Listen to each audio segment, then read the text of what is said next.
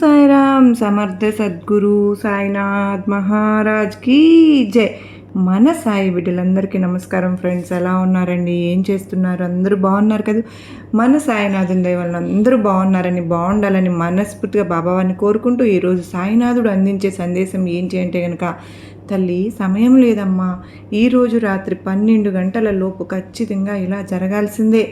నా మాట కనుక నువ్వు లెక్క పెట్టకుండా ఉన్నావు అంటే మళ్ళీ జీవితంలో నేను నీకు కనిపించను తల్లి అని చెప్పి ఏదో తెలియని సందేశాన్ని ఈరోజు సాయినాథుడు మనకు అందించాలి అని చెప్పి అనుకుంటూ ఉన్నారు ఫ్రెండ్స్.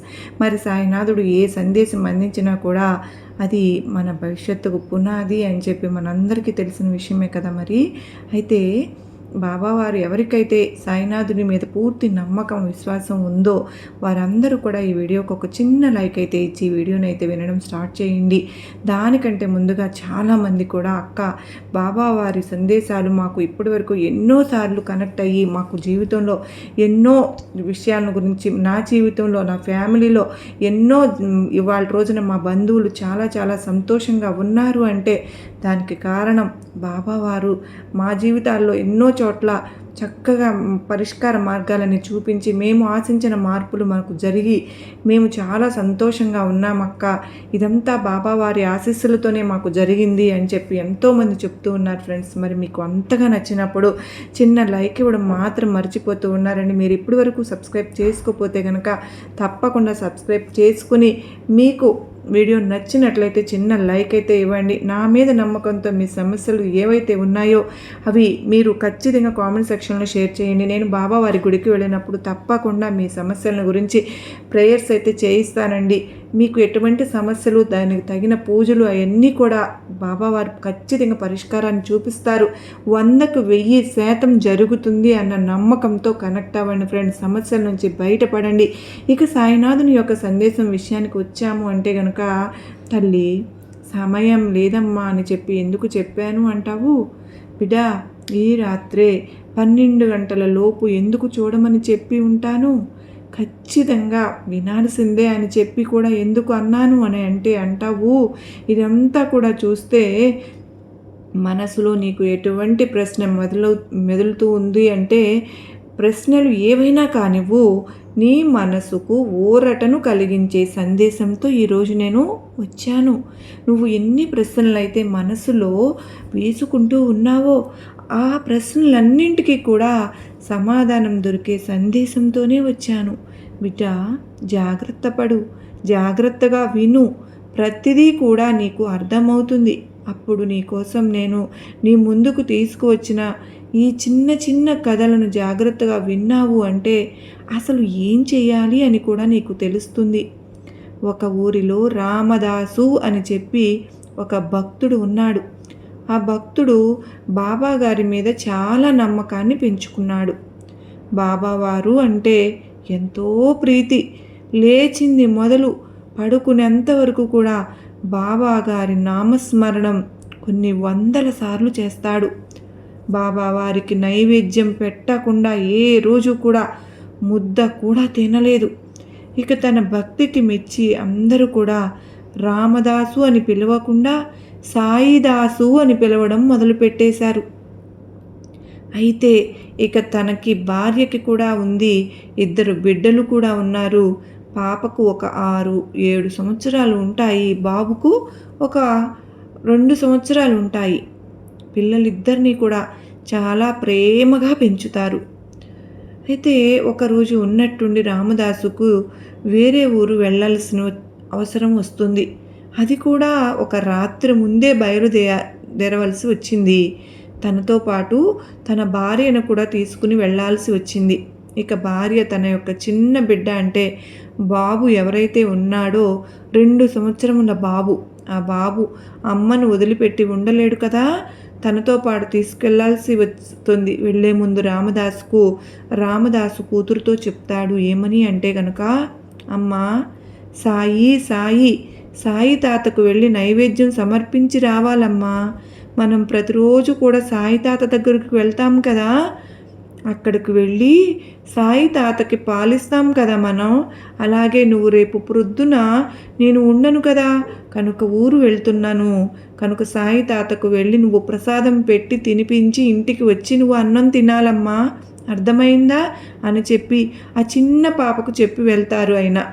ఆ చెప్పి వెళ్ళిన అమ్మాయి వాళ్ళ నానమ్మ దగ్గర ఇంట్లోనే ఉంటుంది. ఇక ఉదయాన్నే పాప లేచి వాళ్ళ నాన్న వాళ్ళు ఆ రాత్రి వెళ్ళిపోతారు. ఉదయాన్నే పాప లేస్తుంది. పాప లేచి చక్కగా బ్రష్ చేసుకుని తన పనులన్నీ చేసుకుని చక్కగా స్నానం చేసి ఒక చిన్న పట్టు లంగా జాకెట్టు వేసుకుని నానమ్మ చేత చక్కగా ఒక జడ వేయించుకుని తల్లకిలో మల్లెపూలు పెట్టుకుని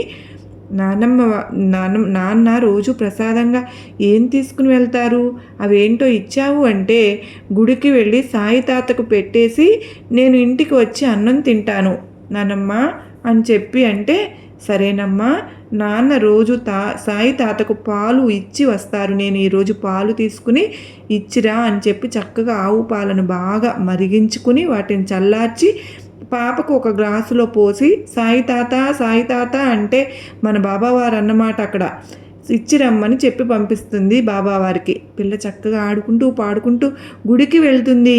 గుడికి వెళ్ళి చక్కగా మంచిగా దండం పెట్టుకుని తాత నాన్న ఊరు వెళ్ళాను అని చెప్పి చెప్పమన్నారు తాత, మీరు ఈ పాలు తాగారు అంటే కనుక నేను ఇంటికి వెళ్ళి అన్నం తింటాను, నాన్న మీకు నైవేద్యాన్ని సమర్పించిన తరువాతే నన్ను భోజనం చేయమని చెప్పారు తాత, పాలు తాగు తాత అని చెప్పి అక్కడ పెట్టి కాసేపు అలా బాబా వారిని చూస్తూ కూర్చుంటుంది పాప.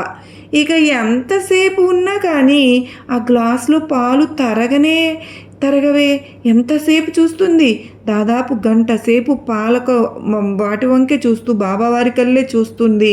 బాబావారికల్లే చూసి పాపకు విసుగు వచ్చేస్తుంది. ఇక లెగిసి, ఏంటి తాత మా నాన్న రాలేదు అని చెప్పి కొంపదీసి నువ్వు అలిగావా ఏంటి, ఎందుకు అలిగావు తాత, మా బంగారం కదూ, నువ్వు చక్కగా ఈరోజు పాలు తాగు, రేపు మా నాన్న వచ్చిన తర్వాత మా నాన్న వచ్చి మీకు పాలు తాగిస్తారు, ఇవాళ ఒక్కరోజు ఈ చిన్న పాప తెస్తే తాగితే ఏమవుతుంది తాత, తాగు తాత అని చెప్పి తన చిన్న బుజ్జి అమాయకమైన మాటలతోటి అడుగుతూ ఉంటుంది సాయినాథుడిని.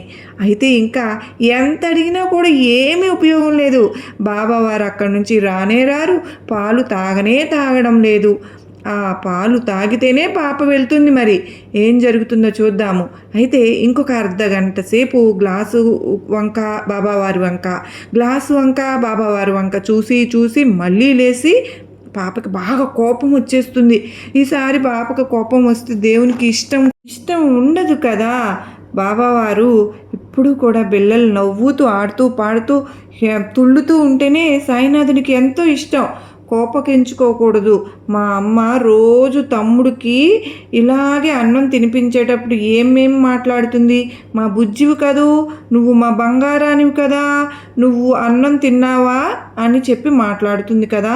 అలాగే నేను కూడా ఈరోజు బాబావారిని బుజ్జగిస్తాను, అప్పుడైనా పాలు తాగుతారేమో అని చెప్పి బుజ్జగించడం మొదలు పెడుతుంది ఆ చిన్న పాప. అయితే బాబావారి గడ్డం పట్టుకుని, మా బుజ్జి తాతవు కదూ, నువ్వు మా బంగారానివి కదూ, కాసిన పాలు తాగు, నేను చిన్న పాపనే కదా, చిన్న పాపని గ్లాస్తో ఎంత దూరం నుంచి పాలు తీసుకుని వచ్చాను, నా బొజ్జుకి కూడా ఆకలేస్తుంది తాత, బాగా ఆకలిగా ఉంది, నువ్వు ఈ పాలు తాగితేనే నేను అన్నం తినాలి ఇంటికి వెళ్ళి, నాన్న మీకు నైవేద్యాన్ని సమర్పించిన తరువాతనే వెళ్ళమని చెప్పారు, పాలు తాగండి తాత, మా బంగారు తాత, మా బుజ్జి తాత అని చెప్పి చాలాసేపు బాబావారిని బుజ్జగించుకుంటుంది. అయితే సాయినాథుడు మనసులో అనుకుంటూ ఉన్నారు, ఇక ఈ చిన్ని పాప నన్ను ఇంత గారాభంగా ఎంతసేపు బుజ్జగిస్తుందో చూద్దాము అని చెప్పి తన మనసులోనే తనే ముసిముసి నవ్వులు నవ్వుకుంటూ ఉంటారు బాబావారు.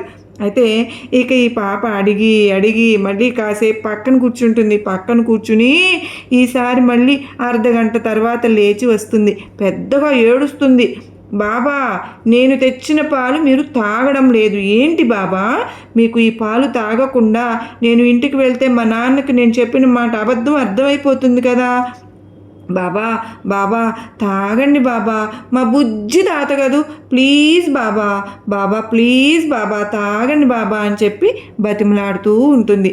పాప అయితే ఇక ఎంత బతిమలాడినా కూడా తనకు ఏ మాత్రం కూడా ఉపయోగం ఉండదన్నమాట. ఇక బాగా ఏడుస్తుంది.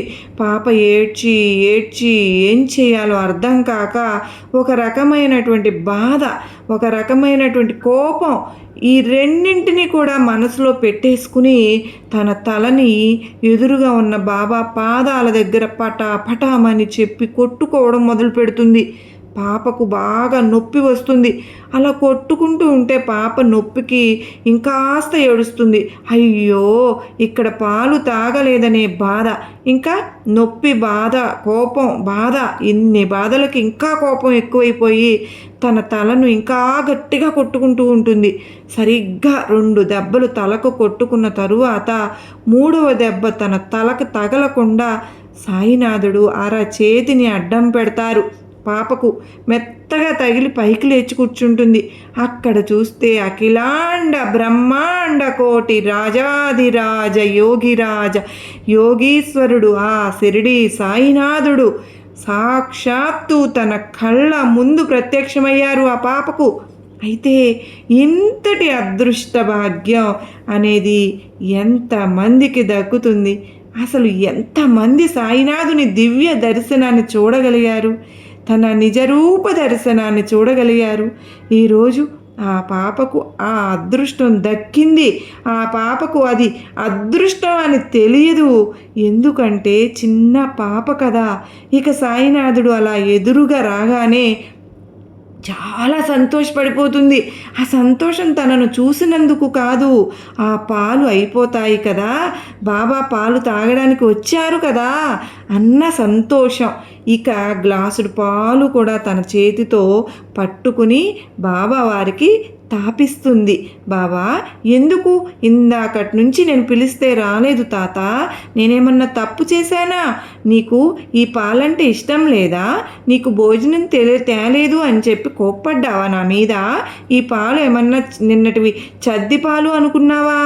ఎందుకు రాలేదు? లేదు తాత, నానమ్మ పొద్దునే ఆవు పాలు తీసింది, బాగా మరగపెట్టి చల్లార్చి గ్లాసులో తిరగొట్టి మరీ నీకు ఇచ్చింది. ఇవి చద్ది పాలు కాదు, మంచి పాలు, మన ఇంట్లో ఆవు ఇచ్చిన పాలు అని చెప్పి ఆ బాబా వారికి తన యొక్క ముద్దు ముద్దు మాటలు చెప్తుంది. ఆ మాటలు మాట్లాడేటప్పుడు ఆ యోగిరాజు, ఆ రాజాదిరాజు, అఖిలాండ కోటి బ్రహ్మాండ నాయకుడు తన యొక్క చేతిని ఆ బుజ్జి తల్లి తల మీద నిమురుతూ ఆ తల్లి చెప్పే మాటలకు ముసిముసి నవ్వులు నవ్వుకుంటూ పాలను ఆరగించి గ్లాసుడు పాప చేతిలో పెట్టి ఆ గ్లాసుని తను మాయమైపోతారన్నమాట. ఇక పాపకు ఇవన్నీ ఏమీ అర్థం కావడం లేదు. బాబా పాలు తాగారా లేదా? తాగారు, ఇక తీసుకుని వెళ్ళిపోదాము అని చెప్పి వెళ్ళిపోతుంది అన్నమాట. ఇక ఇంటికి వెళ్ళి తన కడుపు నిండా చక్కగా అన్నం తినేసి ఆ రోజు నిద్రపోతుంది. తెల్లవారిన తర్వాత ఇక తల మీద దెబ్బను చూసి నాన్న వచ్చారు. ఊరు నుంచి నాన్న అడుగుతారు, ఏంటి తల్లి దెబ్బ, ఎందుకు తగిలింది, ఆడుకుంటూ పడ్డావా ఏంటి అని చెప్పి అడుగుతారు అన్నమాట. ఇక నిన్న జరిగిందంతా కూడా నాన్నకు వివరించి తన చిన్ని మాటలతోటి ముద్దుగా చెప్తుందన్నమాట. కానీ నాన్నకి చాలా కోపం వస్తుంది. ఎందుకంటే పాప అబద్ధం ఆడింది అంటే అని చెప్పి వాళ్ళ నాన్న అపార్థం చేసుకున్నారు. ఎందుకు మనం బాబా భక్తులపై ఉండి అబద్ధం ఆడకూడదు? అసలు అబద్ధం చాలా తప్పు. చిన్న వయసులోనే అబద్ధాలు నేర్చుకుంటే రేపు పెద్దయిన తర్వాత అచ్చం అబద్ధాలతోనే బతుకుని ముందుకు నెట్టుకోవాల్సి వస్తుంది. ఇలా అబద్ధం ఆడొచ్చా చెప్పు అని 2 దెబ్బలు వేస్తారు ఆ పాపని. అయితే పాపకు చాలా కోపము బాధ వస్తాయి. నేను నిజం చెప్తున్నాను నాన్న, నేను అబద్ధం చెప్పడం లేదు నాన్న, నిజంగానే సాయి తాత వచ్చి పాలు తాగారు నాన్న. కావాలి అంటే ఈరోజు నేను మీతో పాటు వస్తాను, వచ్చి సాయి తాత వచ్చి ఎలా తాగారో మళ్ళీ పిలుస్తాను, వచ్చి తాగి మీకు చూపిస్తారు. నేను అస్సలు అబద్ధం చెప్పట్లేదు నాన్న అని చెప్పి ఏడుస్తూ ఉంటుంది. సరే పద అని చెప్పి తనను కూడా తీసుకుని పాలు తీసుకుని మంచిగా మరిగించి ఆరబెట్టిన ఆవు పాలను గ్లాస్తో తీసుకుని సాయినాథుని గుడి దగ్గరికి తండ్రి కూతుళ్ళు ఇద్దరు కూడా వెళ్తారన్నమాట. ఇలా వెళ్ళిన తరువాత ఇక కూర్చుని సాయినాథుని రమ్మని మళ్ళీ పాప అడుగుతూ ఉంటుంది. తాత, నిన్న వచ్చావు కదా, నువ్వు నేను చెప్తే మా నాన్న అసలు నమ్మడం లేదు తాత, నన్ను బాగా కొట్టారు, నేను అబద్ధం ఆడాను అని చెప్పి అంటున్నారు. చూడు బాబా, నన్ను అబద్ధం ఆడాను అని చెప్పి నిందిస్తున్నారు, నన్ను బాగా ఏడిపిస్తున్నారు, ఒక్కసారి రా బాబా, ప్లీజ్ బాబా, మీరు కనిపిస్తేనే వీళ్ళు నమ్ముతారు, ప్లీజ్ బాబా రండి బాబా, ప్లీజ్ బాబా అని చెప్పి బతిమలాడుతూ ఉంటుంది. ఎంత బతిమలాడినా కూడా సాయినాథుడు రారన్నమాట. వాళ్ళ నాన్న అరుస్తారు, ఎక్కడ సాయి తాత వచ్చింది, ఎందుకు అబద్ధం ఆడావు, నిన్న పాలు గుడికి తీసుకుని వచ్చి నువ్వే తాగేసి ఖాళీ గ్లాసు ఇంటికి తీసుకెళ్ళావంట, నాన్నమ్మ చెప్పిందిలే, నాకు దెబ్బలు పడతాయి నీకు ఈసారి గొడవ అబద్ధాలు ఆడావు అంటే గనక, ఏమాత్రం అబద్ధాలు ఆడవచ్చా అని చెప్పి ఒక దెబ్బ మళ్ళీ వేస్తారు వాళ్ళ నాన్న. అయితే ఈసారి ఒకసారి గట్టిగా అరిచి, ఇక నిన్న చేసింది గుర్తు తెచ్చుకుంటుంది, నిన్న తల కొట్టుకునేటప్పుడే కదా సాయి తాత వచ్చారు, మళ్ళీ నా తల పగల కొట్టేసుకుంటాను, తాత సాయి తాత వస్తారేమో, అప్పుడైనా నాన్న నమ్ముతారేమో అప్పుడైనా అని చెప్పి తలని మళ్ళీ బాబావారి పాదాల దగ్గర కొట్టుకోవడం మళ్ళీ మొదలు పెడుతుంది. సరిగ్గా ఒక దెబ్బ కూడా పడనీయకుండా వెంటనే సాయినాథుని యొక్క చెయ్యి అడ్డు వస్తుందన్నమాట. అడ్డు వచ్చి, బంగారు తల్లి ఎందుకమ్మా ఏడుస్తున్నావు, నాన్న నిన్ను పాలు తాగాను, మళ్ళీ ఎందుకు ఏడుస్తున్నావు అని చెప్పి అడిగి తనని ఒళ్ళో కూర్చోబెట్టుకుని తన తల నిమురుతూ పాపకు ధైర్యం చెప్తూ తన కళ్ళ నీళ్లు తుడుస్తూ తనను ఓదార్చుతూ ఉంటారు సాయినాథుడు. ఇక తల్లిపాలు ఇవ్వు తల్లి అని చెప్పి అడుగుతారు కూడా. బాబా, తాత ఇవిగో పాలు అని చెప్పి గ్లాస్ ఇస్తుంది. ఆ పాలను తాగేస్తారు సాయినాథుడు. తల్లి, ఎప్పుడూ కూడా ఎవరు ఏడిపించినా ఏడవకూడదమ్మా, మంచిగా ఉండాలి, అబద్ధం అంటూ ఆడకూడదు, నువ్వు నా మీద నమ్మకంతో ఉన్నావు కనుకనే నేను నీకు అన్నీ కూడా సరిగ్గా చూసుకుంటాను బిడ్డా, నువ్వు నా బంగారానివి అమ్మా అని చెప్పి ముద్దులాడుతూ ఉంటారు. ఇదంతా గమనిస్తున్న వాళ్ళ నాన్నకు కళ్ళు అలా తెరుచుకుని బెత్తరపోయి సాయినాథుని వంక పాప వంక అలా ఒక రాయిలాగా అయిపోయి చూస్తూ ఉంటారన్నమాట. ఎంతటి గొప్ప అదృష్టం, భాగ్యం నా బంగారు తల్లికి పట్టింది అని చెప్పి ఆశ్చర్యంతో ఆ కళ్ళు తెరిచిన కళ్ళల్లో మోయకుండా ఉన్న ఇప్పటికి నీ కళ్ళల్లో నీళ్లు అలా కారిపోతూ ఉంటాయి. ఒక్కసారిగా బాబా వారి పాదాల మీద పడి, నన్ను క్షమించండి బాబా, మీరు ఉన్నారని నేను నమ్మలేదండి తండ్రి, మీరు వచ్చి పాలు తాగుతారని నేను అస్సలు నమ్మలేదు బాబా, నా పాపకు దక్కింది ఆ అదృష్టం బాబా, ఈ అదృష్టం అని చెప్పి అనేసరికి సాయినాథుడు మాయమైపోతారన్నమాట. అయితే ఇక్కడితో కథ అనేది ముగుస్తుందండి.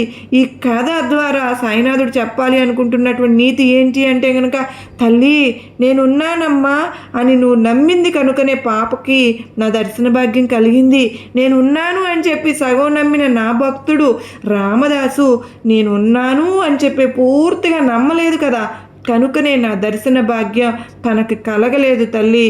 నా దర్శన భాగ్యం కలగకపోయినా సరే కానీ వేరే వారి రూపంలో వచ్చి ఎప్పటికప్పుడు నీ కష్టాన్ని తీరుస్తూనే ఉన్నానమ్మా తల్లి.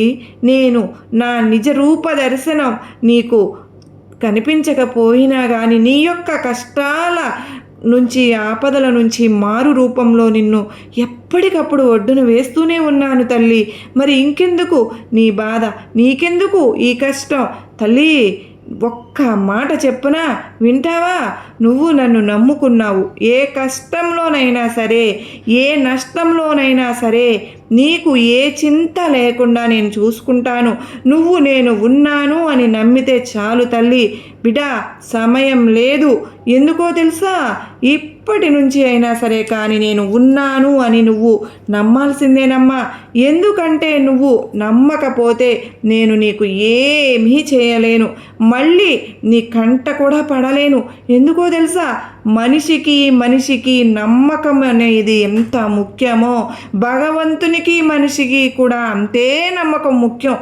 ఏదో గుడికి వెళ్తున్నాను, ఏదో దీపం పెట్టేస్తున్నాను, ఏదో కొబ్బరికాయ కొట్టేస్తున్నాను అంటే నాకు ఇవన్నీ కూడా అవసరం లేదు బిడ్డ.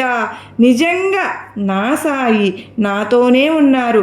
నీతో పాటు నీ తల్లి ఉంటే ఎంత ధైర్యంగా ఉంటావో, నేను ఉన్నప్పుడు కూడా నువ్వు అంత ధైర్యంగా ఉంటేనే నీ యొక్క కష్టాల నుంచి నేను నిన్ను బయటపడవేసి సంతోషంగా ఉంచగలుగుతాను తల్లి అని చెప్పి రోజు సాయినాథుడి కథ ద్వారా మనకు చెప్పాలి అనుకుంటున్న సందేశాన్ని చాలా అద్భుతంగా వివరించారు కదా ఫ్రెండ్స్. ఈ కథలో అంతటి గొప్ప ఆంతర్యం కూడా దాగి ఉంది. మరి ఈ సందేశం మీ అందరికీ కూడా నమ్మకాన్ని ధైర్యాన్ని కలిగించింది అనిపించిందే గనక చూసి వెళ్ళే వాళ్ళందరూ తప్పకుండా ఒక చిన్న లైక్ అయితే ఇవ్వండి. కింద కామెంట్ సెక్షన్లో ఓం సాయిరామ్ అని చెప్పి టైప్ చేయడం మాత్రం మర్చిపోవద్దు ఫ్రెండ్స్. మరికొంతమంది సాయి బిడ్డలకు వీడియోని షేర్ చేయడం ద్వారా కూడా మర్చిపోవద్దండి. ఛానల్లో కింద బ్లాక్ కలర్లో సబ్స్క్రైబ్ అనే బటన్ ఉంటుంది కదా, దాన్ని ప్రెస్ చేసి పక్కనే ఆల్ సింబల్ ఉన్న బెల్ని యాక్టివేట్ చేసుకుంటే ప్రతిరోజు సాయినాథుని సందేశాలు మీకు నోటిఫికేషన్ రూపంలో వస్తాయండి. ఏ రోజు మిస్ అవ్వకుండా చూడవచ్చు. మరలా కలుసుకునే ముందు మీ అందరికీ కూడా నా అనుభవం కూడా ఒక చిన్న విషయం పంచుకోవాలని ఆశపడుతున్నాను. నా జీవితంలో జరిగిన అనుభవాలు కోకొల్లలు. సాయినాథుడు నా జీవితంలో ఎన్నో అద్భుతాలను చేశారండి. నా జీవితం నాకు భగవంతుడు అంటే సరైన అవగాహన లేక చాలా చిన్న వయసులోనే నేను భగవంతుణ్ణి ఆరాధించటం అంటే తెలిసి తెలియకుండా నేను ఒక భగవంతుడిని ఆరాధిస్తూ ఉండేదాన్ని. ఆ భగవంతుడినే తలుచుకుంటూ ఉండేదాన్ని. పేరెంట్స్ చెప్పారు ఇది చేస్తే మంచి జరుగుతుంది, ఇది చెప్పారు కాబట్టి నేను ఏదైనా సరే ఆ భగవంతుణ్ణి నేను అడిగేదాన్ని. నాకు ఏది కావాలన్న చిన్న పాప అడిగినట్టుగా చిన్న ఎగ్జామ్ కనుక నేను చదవుకోకుండా రేపు ఎగ్జామ్ అనగా ఈరోజు రాత్రి నాకు అవి మార్క్స్ నాకు రేపు వచ్చేయాలి, నాకు మార్క్స్ బాగా రావాలి ఎగ్జామ్లో అని చెప్పి నేను అడిగేదాన్ని. కానీ మరి చదివితేనే కదా ప్రతిఫలం వచ్చేది. చదవకుండా ప్రతిఫలం ఏ భగవంతుడు ఇస్తాడండి? కష్టానికి తగ్గ ప్రతిఫలం ఎప్పుడైనా సరే మనం ఆశించాలి. అది చిన్నవాళ్ళైనా సరే పెద్దవాళ్ళైనా సరే. కష్టం చేయడం తెలియలేదు, కానీ నాకు రిజల్ట్ అయితే నేను ఆశించాను, నాకైతే నెరవేరలేదు. కానీ నేను పేరెంట్స్ చెప్పారు కనుక ఆ భగవంతుడిని తలవడం మాత్రం మానలేదు. ఆ అమాయకంలో నుంచి నాకు సాయినాథుడు ఎంటర్ అయిపోయారు. నాకు నా జీవితం చాలా అంటే నేను చాలా ఎలా ఉంటాను అంటే అందరూ అంటారు కపటం అనేది నాకు పుట్టిన దగ్గర నుంచి లేదండి. ఉన్నదే మాట్లాడతాను, నాకు ఏది అనిపిస్తే అది చేస్తాను. అది బాబావారికి నచ్చిందేమో. సాయినాథుడే డైరెక్ట్గా నా లైఫ్లోకి ఎంటర్ అయిపోయి ప్రతి ఒక్కటి నేను ఈరోజు ఏది మొదలు పెట్టినా ఏది చేస్తున్నా సాయినాథుని ఆజ్ఞ వల్లనే లభిస్తుంది. చేస్తున్నాను అని నేను ప్రత్యేకించి చెప్తున్నాను ఫ్రెండ్స్. అయితే పాప మంచి పాలు తాగమని అన్నది కదా, అయితే నేను బాబావారికి నాకు ఎవ్వరు ఏమీ చెప్పలేదు. బాబావారు ఇలా స్వీకరిస్తారని కూడా నాకు తెలియదు ఫ్రెండ్స్. అతి గొప్ప అనుభవాన్ని మీకు షేర్ చేస్తాను. ఇలా తాగుతారు ఎలా అని నాకు తెలియదు. జస్ట్ నా బాబావారు నా లైఫ్లోకి ఎంటర్ అయిన విషయాన్ని మేము మీతో చాలా వీడియోస్లో పంచుకున్నాను. ఎంటర్ అయిన దగ్గర నుంచి నాకు బాబావారి మీద చాలా ప్రేమ పెరిగింది. ఆ బాబావారిని నేను ఎలా ప్రేమించుతున్నాను అంటే నేను ఏది తిన్నా ఏది తాగినా బాబావారిని తినమని తాగమని అడుగుతూ ఉంటాను. నాకు ఎవరూ చెప్పలేదు, అలాగా జరుగుతూ ఉంది. అయితే ఆ రోజు January 1 ఆ రోజున ఇంట్లో ఏం లేవు, ఒక్క నారింజ పండు మాత్రమే ఇంట్లో ఉంది.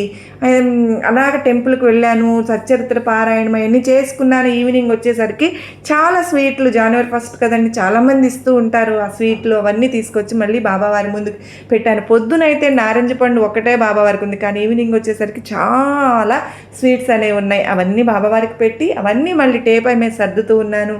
పెట్టేప్పుడు బాగుంది నారింజ పండు, కానీ తీసేప్పుడు మాత్రం అది ఎలా ఉందండి, చేలో ఎండిపోయిన చేలు వేసవికాలంలో కనుక చేలు ఎండిపోతాయి కదండి, నెర్లిస్తాయి, గడ్డ కూడా ఉంటుంది. అలాగా నెర్రించినట్టుగా ఉంది. దానిలో జ్యూస్ లేదు.